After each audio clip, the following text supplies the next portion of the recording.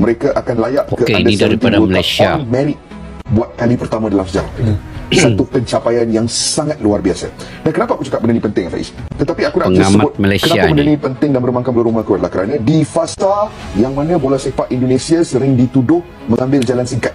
Dalam fasa di mana bola sepak Indonesia dikatakan terlalu gairah dan gelojoh untuk jalan singkat sehingga menaturalisasikan belasan ataupun mungkin puluhan pemain yang datang daripada Eropah untuk mengangkat martabat timnas untuk masuk ke Piala Dunia. Sehingga di fasa perkara tersebut, tuduhan-tuduhan tersebut diberikan kepada PSSI.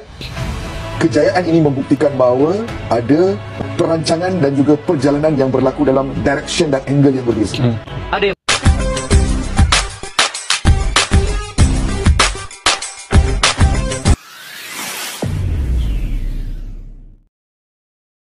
Assalamualaikum dan salam persaudaraan, salam sepak bola. Selamat bertemu kembali guys di channel Askalani Studio. Oke, apa kabar semua? Semoga dalam keadaan sehat walafiat, dimurahkan rezeki kalian, sentiasa sukses dalam apa jua yang kalian usahakan guys.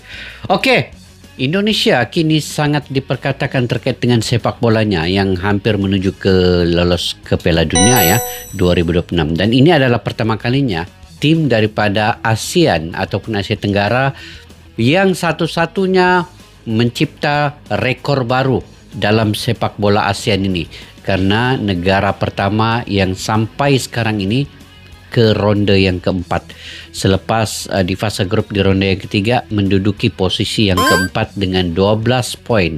Itu rekor untuk negara ASEAN pertama, yaitu Indonesia. Kini mereka akan berhadapan di ronde yang kelima dengan tim-tim yang lebih tangguh, tim yang pernah ke Piala Dunia. Contohnya antaranya Qatar, Arab Saudi, Oman, Uzbekistan, Iran dan sebagainya. Oke, apa yang saya ingin reaksi pada kali ini ialah ramai yang memperkatakan terkait dengan sepak bola Indonesia ini. Antaranya bule-bule dan daripada negara-negara ASEAN sendiri. Jadi apa kata mereka guys? Yuk kita simak dulu video ini. Seketika dunia bisa dibikin geger. Pelatih kelas dunia Jose Mourinho beri sindiran super pedas ke FIFA karena masih menutup mata atas Indonesia. Menurutnya, kalian tak layak pimpin dunia. Ketika arus utama sepak bola dunia masih dipenuhi oleh gemuruh stadion Eropa dan sorotan kamera yang terus-menerus tertuju pada Liga Champions atau duel klasik Amerika Selatan, angin perubahan perlahan berembus dari arah timur. Asia, yang selama puluhan tahun diposisikan hanya sebagai pasar konsumen dalam industri sepak bola global, mulai mengangkat kepalanya. Dan di antara negara-negara Asia itu, satu nama mulai berdiri tegak dengan langkah penuh keyakinan. Indonesia. Negeri seribu pulau ini tak lagi ingin sekadar menjadi pengagum dari kejauhan. Ia ingin menjadi pemain utama di panggung besar. Dan kini, suara dukungan paling mengejutkan datang dari seorang tokoh yang dikenal tak pernah berkata setengah-setengah, Jose Mourinho. Dalam sebuah wawancara eksklusif dengan media olahraga Portugal yang kemudian dikutip luas oleh berbagai jaringan Eropa dan Asia, Mourinho secara terbuka menyindir FIFA. Dengan gaya khasnya yang frontal dan tak mengenal kompromi, ia menantang otoritas tertinggi sepak bola dunia itu untuk berhenti bersikap eksklusif dan mulai membuka mata terhadap potensi sejati dari kawasan yang selama ini mereka abaikan. Jika kalian terus menutup mata terhadap Indonesia, kalian tidak layak memimpin dunia sepak bola, tegas Mourinho. Kalimat itu tidak keluar sebagai basa-basi politis atau diplomasi lembut. Ia adalah ledakan dari seorang pria yang telah menghabiskan hidupnya menyaksikan, menganalisis, dan menaklukkan berbagai kultur sepak bola, dari Porto hingga Madrid, dari Chelsea ke Roma. Dan ketika sosok sebesar Mourinho menyuarakan sebuah kebenaran, dunia wajib mendengarkan. Sebagai pelatih, Mourinho adalah legenda hidup. Lahir di Setúbal, Portugal, pria bernama lengkap Jose Mario dos Santos Mourinho Felix ini memulai karir kepelatihannya di awal 2000-an dengan gebrakan yang langsung membuat dunia terhenyak. Dan dalam pandangannya, Indonesia adalah contoh sempurna dari negara yang layak diberi kesempatan lebih besar. Saya tidak bicara karena popularitas, saya bicara karena saya melihat dengan mata kepala sendiri. Stadion yang selalu penuh, tim yang bermain dengan semangat, dan supporter yang hidup bersama sepak bola mereka. Jika FIFA masih mengabaikan semua itu, maka mungkin kita harus bertanya ulang, siapa yang benar-benar pantas memimpin dunia ini? Ujarnya dengan nada menantang. Untung guys kalau Indonesia ini masuk Piala Dunia sebenarnya. FIFA untung, Indonesia untung, dan yang bersangkutan dengan sepak bola itu sebenarnya untung kalau Indonesia ini masuk Piala Dunia. Betul lah kata Jose Mourinho ini. Sekarang ini kalau melihat kepada kapasitas stadion di Asia Tenggara yang selalu penontonnya full ya, full.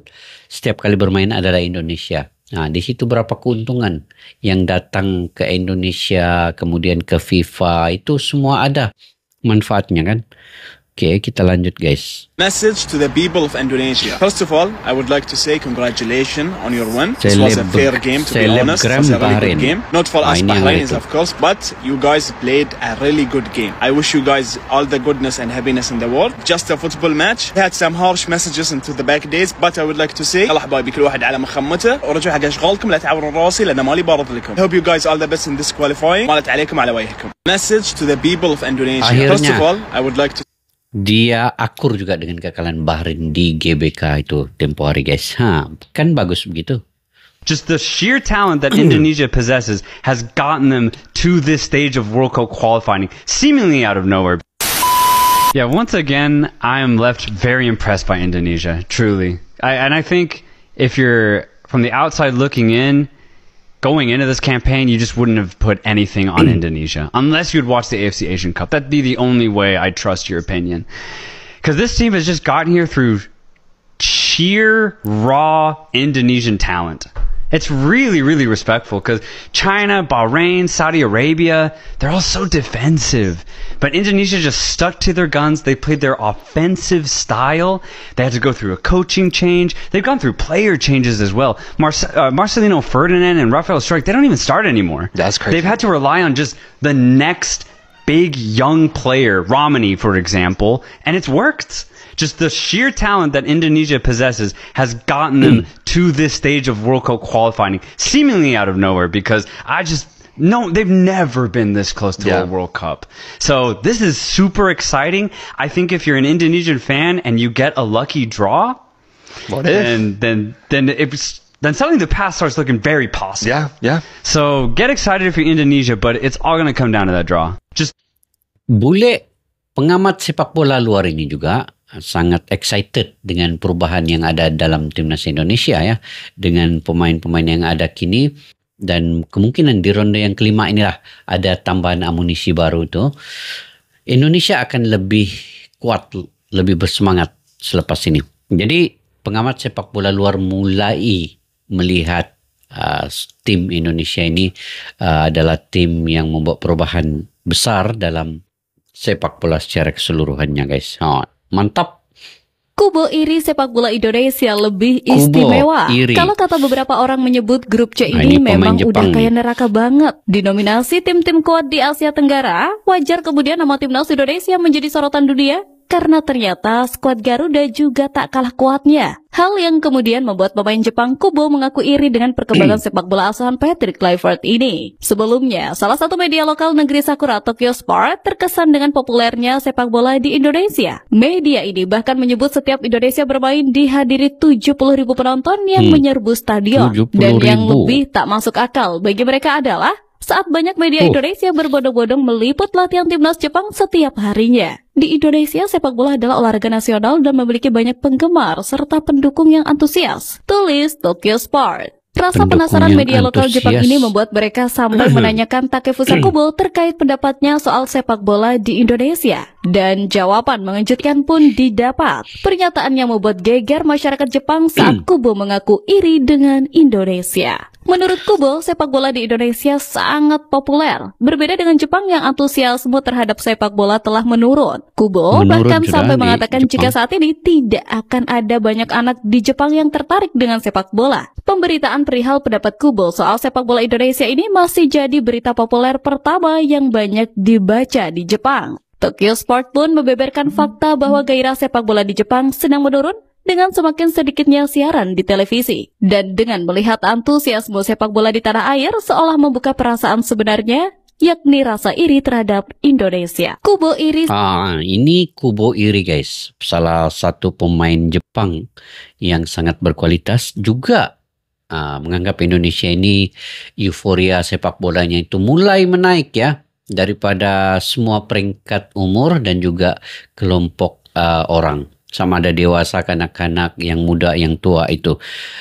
Bayangkan ya, 285 juta jiwa yang ada di Indonesia. 70% daripadanya itu adalah penggemar sepak bola. Nah, berapa juta itu? Banyak. Okey. Kali ini mereka akan layak ke ini daripada Malaysia. Buat kali pertama dalam sejarah. Satu pencapaian yang sangat luar biasa. Dan kenapa aku cakap benda ni penting, Faiz? Tetapi aku nak sebut kenapa benda ni penting dan berumangkan bola rumah aku adalah kerana di fasa yang mana bola sepak Indonesia sering dituduh mengambil jalan singkat.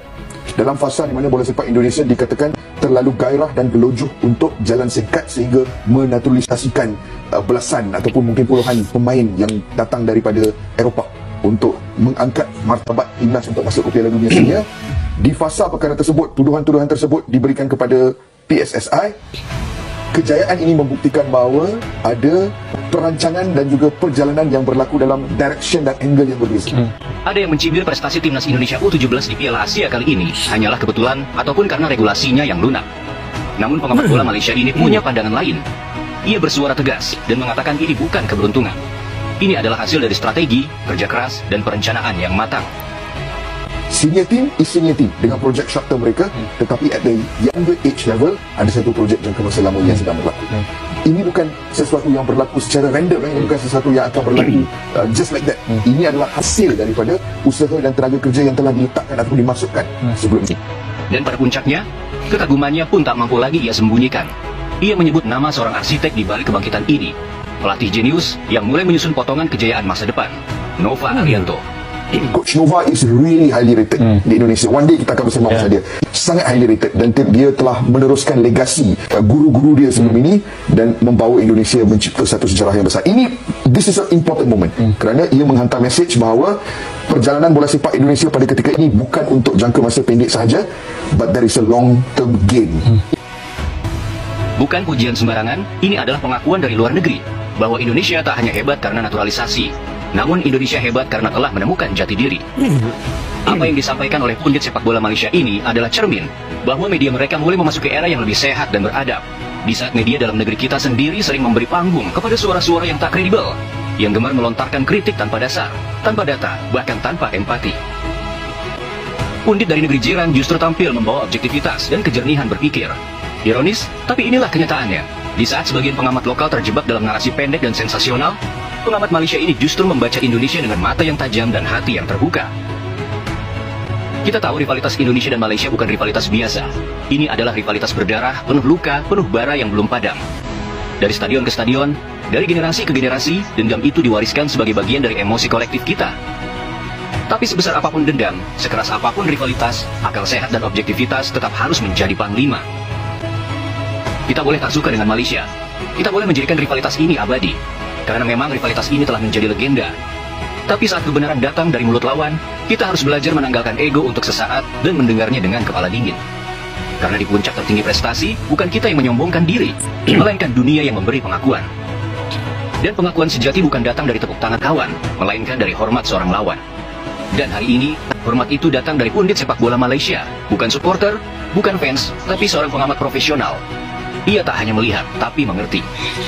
Ia tak hanya menonton, tapi menilai. Dan penilaiannya tak berdiri di atas prasangka, tapi di atas fakta dan rasa hormat. Sebuah pengakuan yang seharusnya menggugah kita, bahwa Indonesia bukan hanya sekadar bangkit, tapi Indonesia tengah diperhitungkan. Sekali lagi, meskipun bara rivalitas antara Indonesia dan Malaysia tak pernah benar-benar padam, ada satu hal menarik yang patut kita akui dari media sepak bola mereka. Sebuah hal yang seharusnya menjadi cermin bagi kita semua. Di Malaysia, panggung-panggung kehormatan dalam acara televisi, forum-forum besar, hingga media arus utama hanya diisi oleh mereka yang benar-benar paham akan sepak bola. Mereka yang tak hanya bisa bicara, tapi mampu mengupas dengan kritis, tajam, dan objektif. Yang berbicara bukan hanya untuk didengar, tapi untuk memberikan pencerahan. Sebuah pemandangan yang sangat kontras dengan apa yang terjadi di Republik Negeri ini. Republik suara nyaring, yang seperti negeri mikrofon tanpa filter, yang mana logika bukan syarat utama. Objektivitas tak lagi jadi fondasi. Yang penting satu, viral. Entah viral karena kualitas atau karena kontroversial. Karena apresiasi atau karena kegaduhan. Selama bisa membuat keramaian, maka mikrofon akan diarahkan kepadanya. Kamera akan menyorotnya, dan panggung akan selalu terbuka lebar. Tak peduli apakah statementnya punya bobot dan esensi.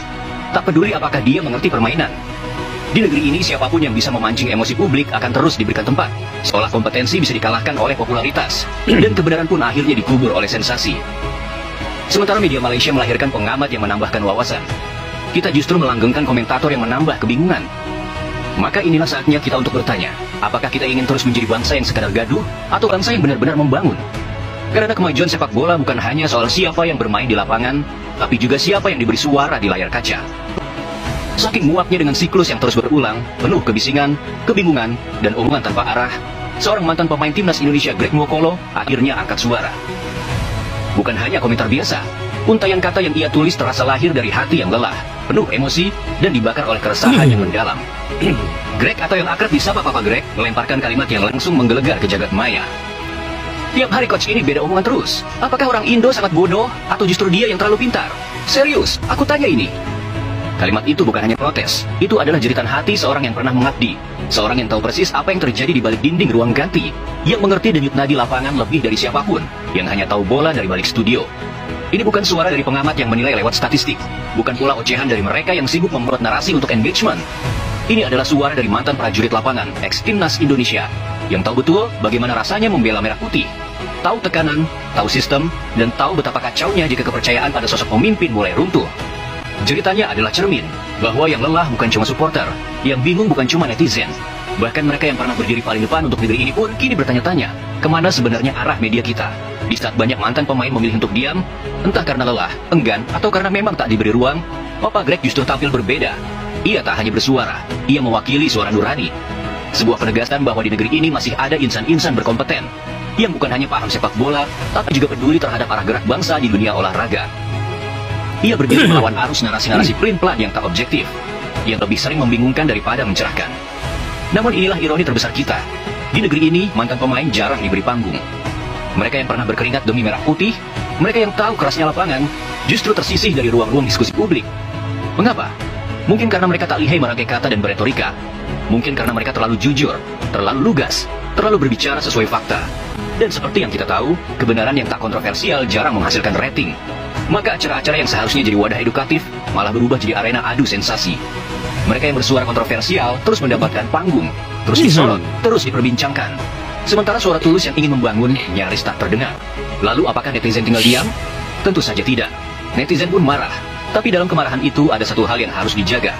Jangan sampai amarah melampaui akal sehat.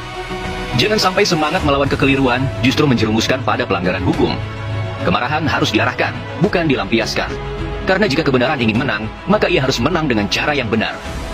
Kembali ke persoalan media-media Malaysia, meski netizen mereka dikenal lantang bahkan kerap melemparkan bola panas yang siap membakar kepala jika tak segera dibalas, itulah bumbu dari rivalitas ini. Ada gengsi yang dipertaruhkan, ada kebanggaan yang tak bisa ditawar. Namun satu hal yang patut kita akui, media mereka tak mudah tergocek. Di tengah riuh rendah komentar liar dan panasnya perang netizen, media-media Malaysia tetap berdiri tegak, menjaga marwah, menjaga kualitas. Mereka tahu siapa yang layak bicara.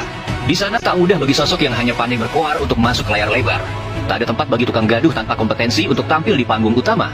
Hanya mereka yang paham, mereka yang punya pengalaman dan integritas, yang diberi mikrofon dan disorot kamera. Ibaratnya di Malaysia, yang berilmu, duduk dan berbicara di hadapan lensa besar. Yang gaduh tanpa isi, cukup bersuara lewat jari di kolom komentar. Kontras dengan realita yang kita saksikan di tanah sendiri, di mana seringkali panggung lebih tertarik pada siapa yang paling keras, bukan siapa yang paling cerdas. Rivalitas boleh terus membara, tapi dalam hal kualitas media, tampaknya mereka telah lebih dulu mencetak gol. Bukan di atas lapangan, tapi di ruang diskusi dan pencarian kebenaran. Maka di tengah gaduhnya negeri sendiri, di saat pundit-pundit lokal sibuk berlomba menciptakan kontroversi demi sorotan, justru dari tanah rival Malaysia muncul suara yang paling objektif. Bukan dari mereka yang memakai seragam merah putih, tapi dari mereka yang selama ini kita anggap sebagai lawan. Di saat kita terjebak dalam kegaduhan yang tak membangun, pundit Malaysia hadir membawa cermin, menunjukkan bahwa kadang apresiasi paling tulus datang bukan dari teman, tapi dari rival yang jujur. Dan saat itu terjadi, pertanyaannya bukan lagi siapa yang benar, tapi justru kapan kita belajar untuk lebih menghargai kebenaran, daripada hanya sekadar ingin terlihat paling nyaring bersuara. Terima kasih untuk Malaysia. Terima kasih atas pundit-punditmu yang tak hanya melihat dengan mata, tapi menilai dengan hati. Terima kasih atas media-mediamu yang memilih objektivitas di tengah riuhnya rivalitas. Di saat kami sendiri terkadang lupa bagaimana cara menghargai perjuangan, kalian justru datang sebagai cermin, menyuguhkan narasi-narasi indah, jujur, dan penuh rasa hormat terhadap sepak bola Indonesia. Dari tanah rival, lahir penghargaan yang terasa lebih hangat daripada tepuk tangan sendiri. Sebuah ironi sekaligus sebuah penghormatan. Dan untuk itu semua, kami angkat topi.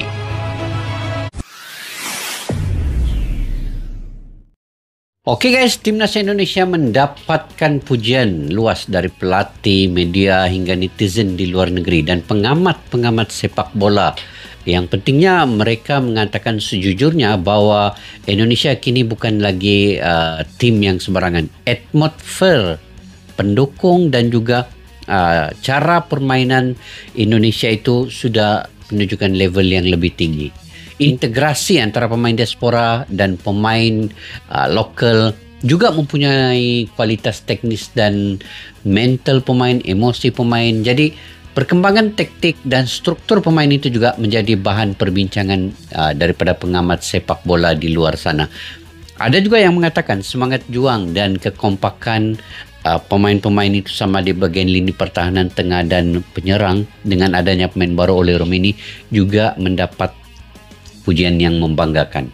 Dan daripada analisis sedemikian, sebenarnya Indonesia ini bukan saja dari segi permainannya sekarang, malahan kalau diikutkan dari supporternya ya, itu yang memberi semangat yang sangat luar biasa kepada pemain-pemain, kepada kesemua kepelatihan siapa saja pun yang datang ke Indonesia. Maka pujian-pujian ini sudah pasti akan muncul dari pengamat-pengamat sepak bola. Karena beberapa analisis dari terutamanya dari pengamat sepak bola Malaysia tadi kan menunjukkan bahwa timnas Indonesia saat ini tampil dengan label yang berbeda. Mereka memiliki mental yang kuat, taktik yang disiplin, pertahanan yang kuat, serangan yang agresif.